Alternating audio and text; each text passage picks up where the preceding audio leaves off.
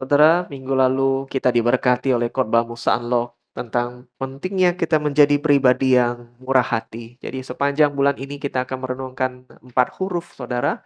G-O-O-D, minggu lalu huruf G, goodness, kemurahan hati. Setiap anak Tuhan tidak boleh jadi orang yang pelit, tapi harus jadi orang yang murah hati. Amin. Murah hati bukan bicara soal uang saja, tapi banyak hal dalam kehidupan. Seperti Allah murah hati kepada kita pun perlu untuk murah hati kepada sesama kita. Hari ini kita masuk yang O, yang pertama yaitu one, saudara, kesatuan. Sebenarnya nilai one ini sudah menjadi nilai kita cukup lama, saudara, dalam tahun-tahun kita lewati. Kita sudah mendengar banyak khotbah bahwa kalau kita mau berdampak dalam hidup, kita harus jadi satu. Amin. Kesatuan itu penting. Nah, saudara, ini pun menjadi doa Tuhan Yesus bagi kita. Tepat dikala dia mau disalibkan di Taman Getsemani, saudara, dia mendoakan ini bagi para muridnya. Saudara, kalau orang sudah mau meninggal, biasanya hal-hal penting saja yang dia doakan. Saya pernah ucap kalimat ini. Dan dari sekian banyak doa, Tuhan tidak doakan muridnya kaya. Tuhan tidak juga doakan muridnya sehat. Tapi lebih daripada apapun, walaupun itu penting, saudara, lebih daripada itu, Tuhan doakan para murid ini, yang jumlahnya tidak sedikit ini, bisa jadi satu. Tidak tercerai-berai, saudara. Tidak terpecah belah. Tapi supaya mereka ini nanti kalau aku tinggalkan mereka, mereka tetap jadi one, satu. Kita baca ayat ini, saudara. Yohanes 17 ayat 21. Yohanes 17 ayat 21. Yang di rumah boleh mendapatkannya di layar.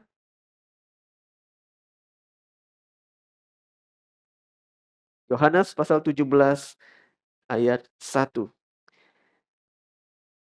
Yang sudah ketemu, katakan amin.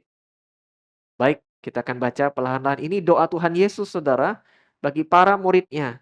Ada kata mereka. Mereka di sini adalah para muridnya. Mari kita baca. 1, 2, 3. Supaya mereka semua menjadi satu, sama seperti Engkau, ya Bapa, di dalam aku dan aku di dalam Engkau.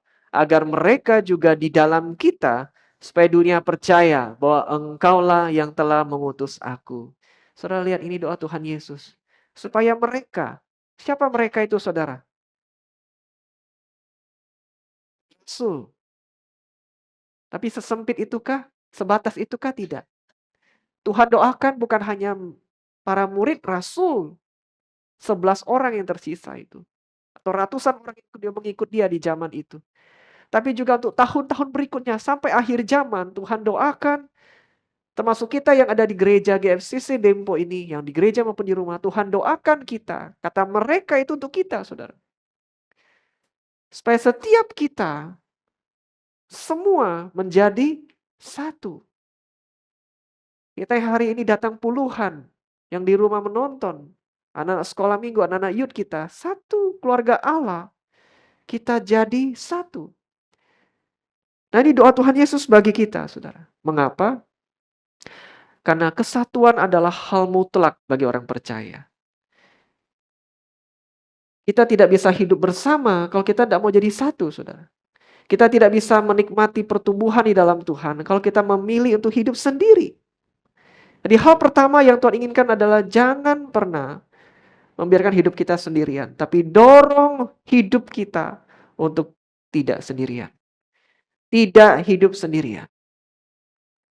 Tidak sendirian, saudara. 1, 2, 3, tidak sendirian. 1, 2, 3, tidak sendirian. Dorong diri untuk hidup tidak sendirian. Dan waktu kita sendiri, saudara, kita susah bertumbuh. Saudara, di dalam awal mula kejadian dikatakan, saudara, Allah menciptakan langit dan bumi. Nah, betul ya? Kejadian pasal 1. Allah kita adalah Allah Tritunggal, saudara. Allah Bapa, apalagi? Allah Anak. Satu lagi, Allah Roh Kudus. Bukan 3 Tuhan ya, saudara ya. Tapi 3 pribadi, satu Allah. Allah Bapa, Allah Anak, Allah Roh Kudus, satu. Nah, waktu manusia belum ada Adam, saudara. Dikatakan Tuhan mengucapkan kalimat seperti ini, saudara. Kejadian 1:26. Baiklah kita menjadikan manusia menurut gambar dan rupa kita. Kita itu pasti lebih dari satu orang, saudara. Betul? Belum ada manusia, Tuhan seakan-akan ngobrol satu dengan yang lain dalam pribadinya. Baiklah kita, tiga pribadi ini satu Tuhan. Baiklah kita menjadikan manusia.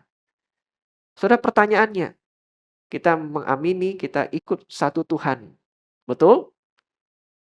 Sebenarnya Tuhan bisa tidak hidup sendirian tanpa manusia? Bisa? Bisa? Bisa, saudara.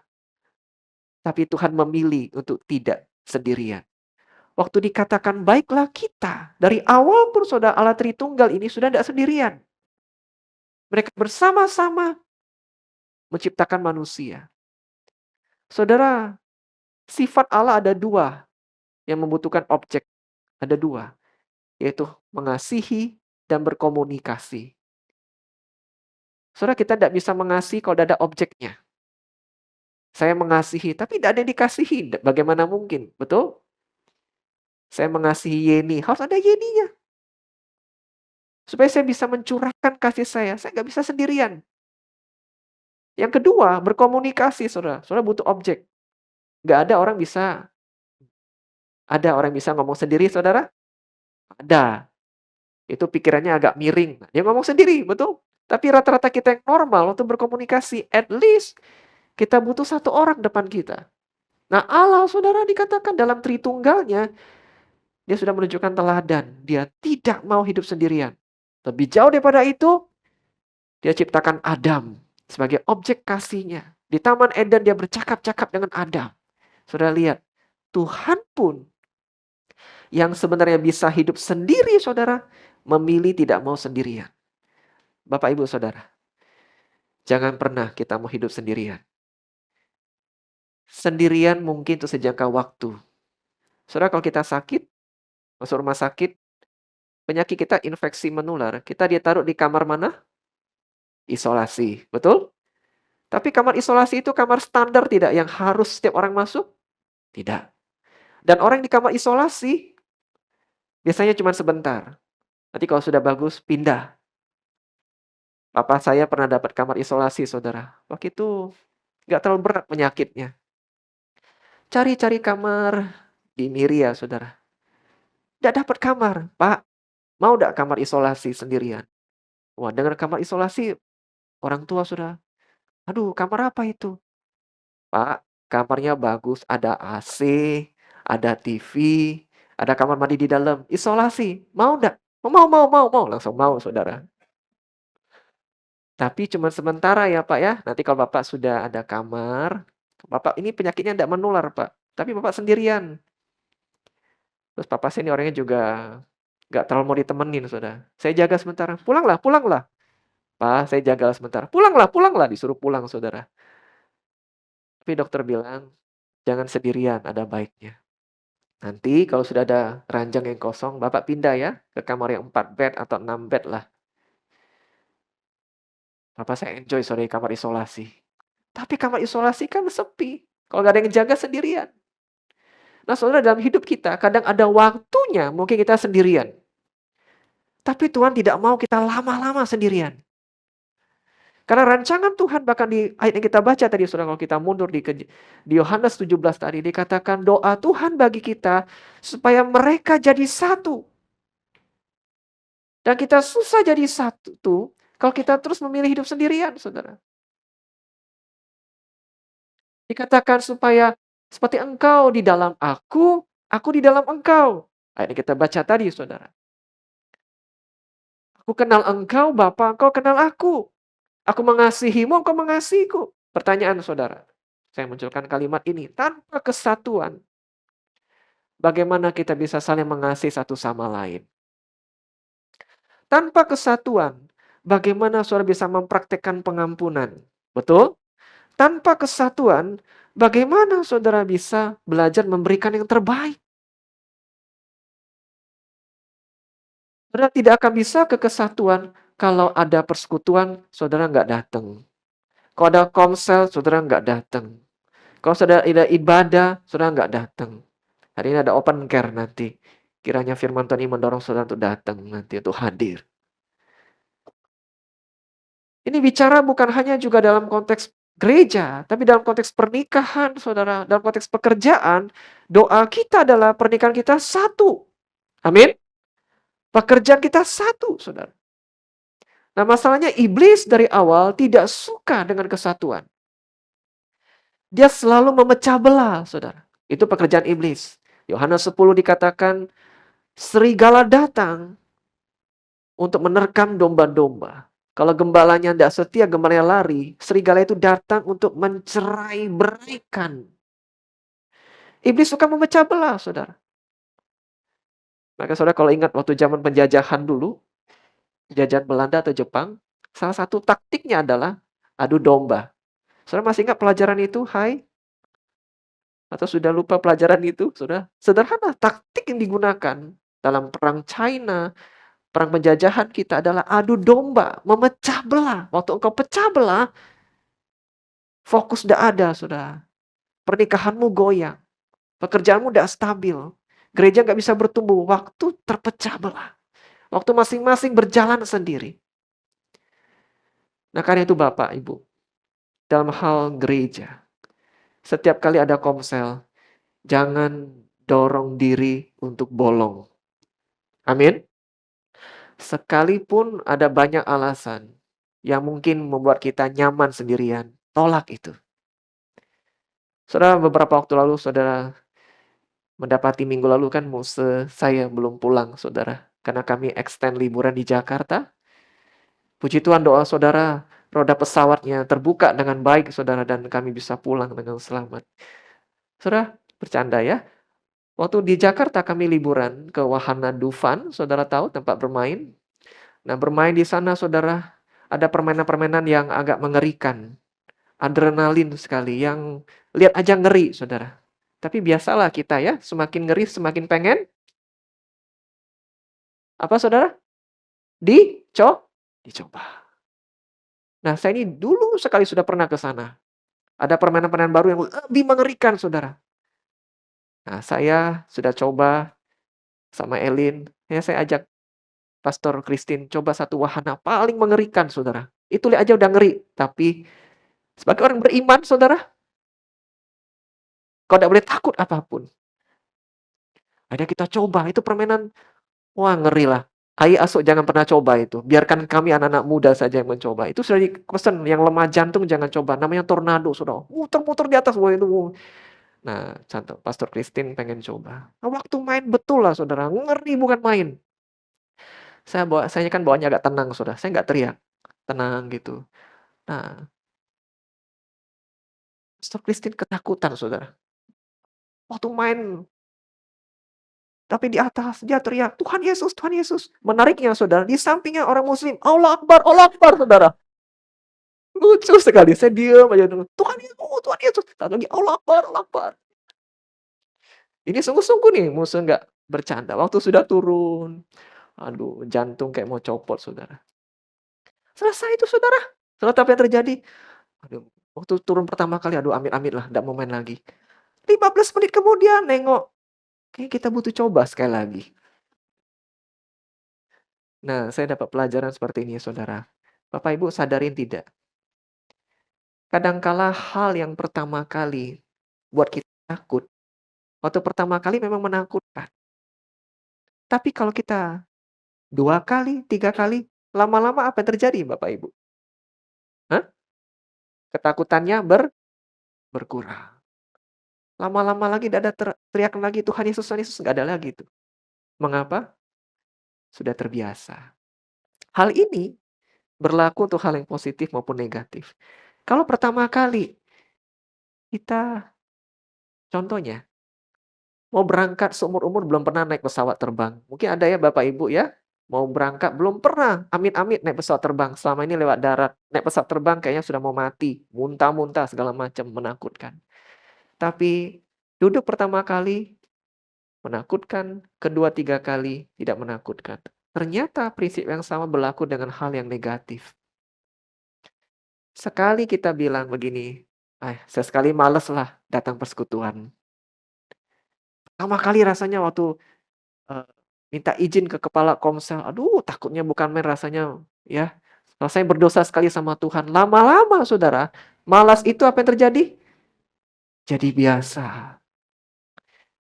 Nggak mau datang ibadah jadi biasa. Bohong jadi biasa. Orang bohong pertama kali Saudara, saya tebak pasti takut sekali mau bohong.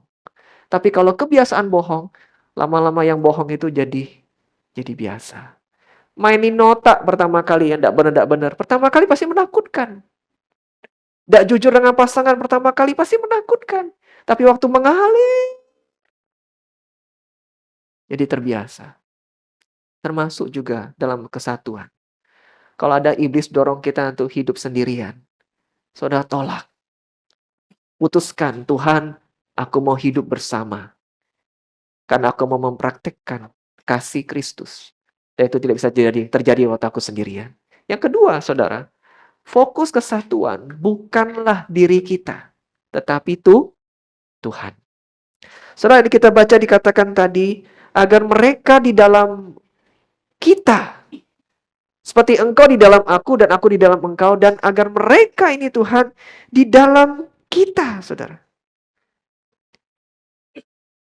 Saudara, kenapa ini penting, saudara, fokus kita kepada Tuhan? Karena jangan-jangan kita satu, tapi yang terjadi di dalamnya adalah sibuk dalam perpecahan.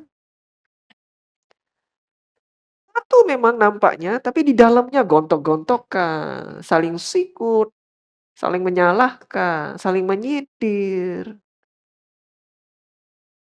Bapak Ibu pernah lihat ada keluarga besar makan di restoran, mejanya sampai dijadiin 1, 2, 3 meja digabung, kelihatannya rame, tapi nggak ada kesatuan di dalamnya.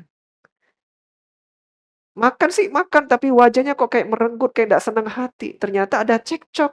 Kumpul sih satu kesatuan, makan tengah bagi-bagi, tapi waktu makan nggak ada kesatuan.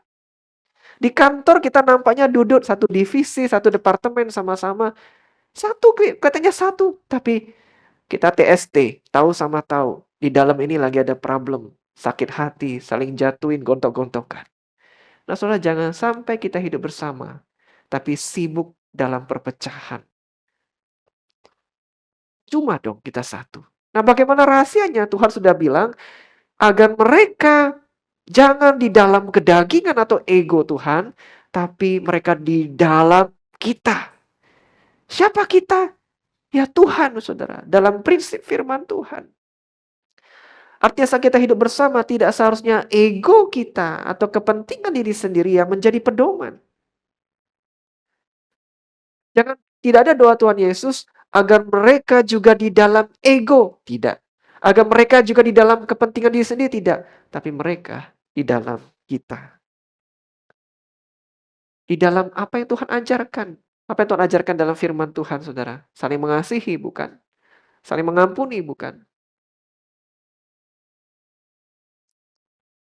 Di dalam prinsip firman Tuhan, saudara. Dalam pernikahanmu, kalimat ini mungkin berubah agar mereka si suami istri di dalam ego. Tidak, Tuhan bilang, berapa banyak perpecahan ego menghancurkan. Berapa banyak dalam relasi pelayanan, saudara, ego menghancurkan. Yang senior merasa lebih ego, yang junior juga kadang merasa lebih ego, hancur. Tapi Tuhan bilang di dalam kita, di dalam prinsip firman Tuhan. Apa yang Tuhan ajarkan, berulang-ulang kita dengar khotbah, berkali-kali kita dengar sharing di komsel, di dalam prinsip Tuhan, bukan prinsipmu, bukan versimu, tapi versi Tuhan dalam firman-Nya. Minggu lalu kita diajar untuk murah hati, saudara. Apakah engkau murah hati? Seperti yang Tuhan ajarkan dalam firman-Nya, murah hati mengampuni, murah hati mendukung. Nah saudara, ukurannya adalah seberapa dewasa engkau di dalam Tuhan. Akan menolong kesatuan akan lebih mudah tercipta. Bukan berarti tidak pernah konflik, bukan berarti tidak pernah gesekan, tapi semakin dewasa kita di dalam Tuhan. Perhatikan saudara, semakin dewasa rohani kita dalam Tuhan. Bukan umur saudara, tapi semakin dewasa iman kita, karakter kita dalam Tuhan. Semakin kesatuan akan lebih gampang. Konflik lebih cepat selesai. Iblis tidak bisa masuk. Semakin kau dewasa di dalam Tuhan. Saudara, waktu kita kuat di dalam Tuhan, ingatlah, ini hal yang harus kita perjuangkan bukan satu hari, tapi tiap-tiap waktu. Dalam pernikahanmu, engkau doakan. Kalau suamimu atau istrimu atau anakmu atau papa mamamu tidak terlalu kuat di dalam prinsip Tuhan, mulai dari dirimu sendiri dulu.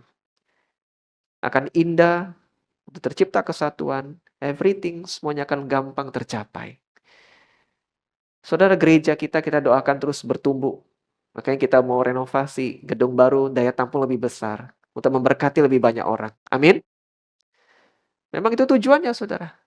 Seperti kesatuan itu, saudara. Kita katakan di akhir doa Tuhan, supaya dunia jadi percaya. Satu dalam Tuhan. Ketika itu terjadi dalam hidup kita akan menjadi kesaksian yang memberkati dan membawa orang lain jadi percaya. Amin. Waktu kita satu di dalam keluarga, satu di dalam perusahaan, satu dalam gereja, akan gampang, saudara, ngajak orang lain itu datang. Ngajak orang itu masuk. Membawa orang lain itu datang pada Kristus. Nah, mulailah dengan kehidupan kita, saudara. Untuk bisa menyaksikan Tuhan dimulai dengan jangan memilih hidup sendirian seperti Tuhan.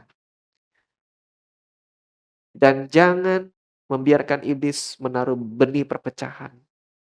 Karena itu saya dorong saudara, setiap hari anak-anak muda, orang tua, siapapun kita, setiap pagi kan kita berdoa.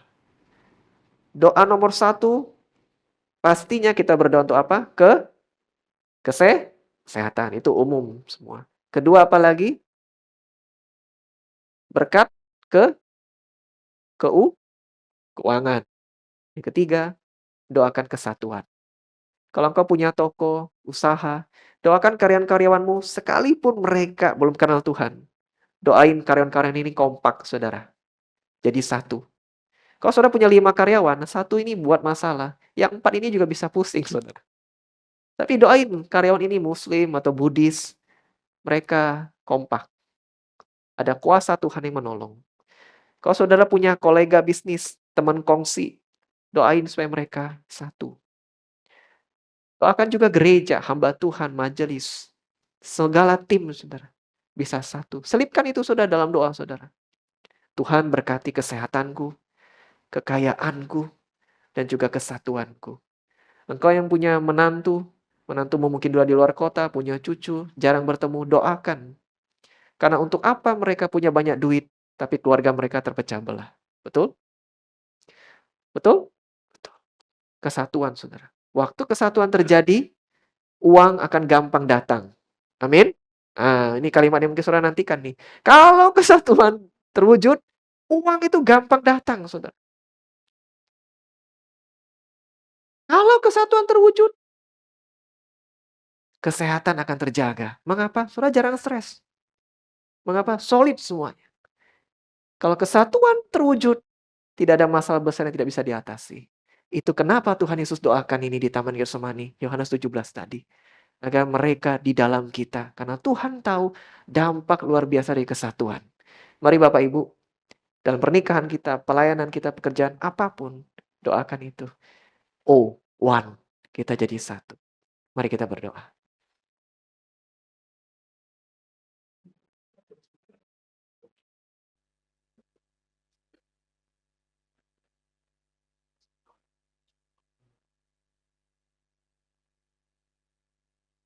Ambil waktu sebentar renungkan firman Tuhan ini.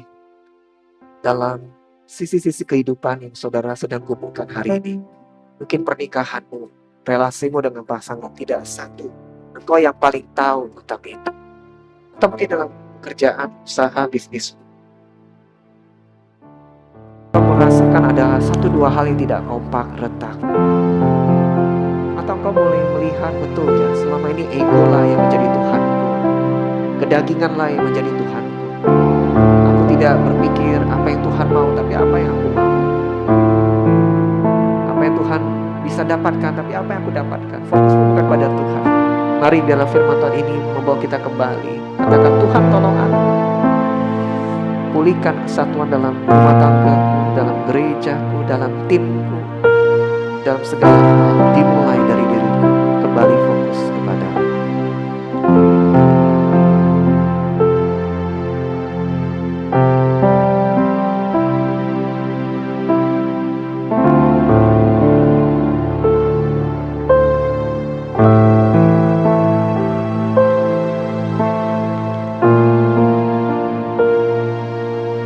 Bapa dalam sorga, terima kasih untuk firman-Mu.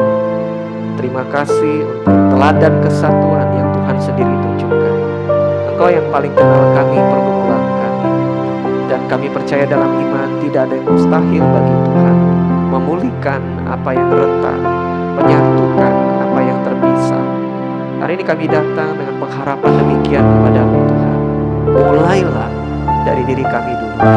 Kami ingin meninggalkan sifat kanak-kanak, tapi kami ingin semakin dewasa di dalam Tuhan, menjadi semakin serupa seperti Tuhan Yesus, semakin menghidupi firman Tuhan, semakin menjadikan Tuhan pusat kehidupan kami, dan menolong kami menjadi agen-agen membawa kesatuan dimanapun kami berada.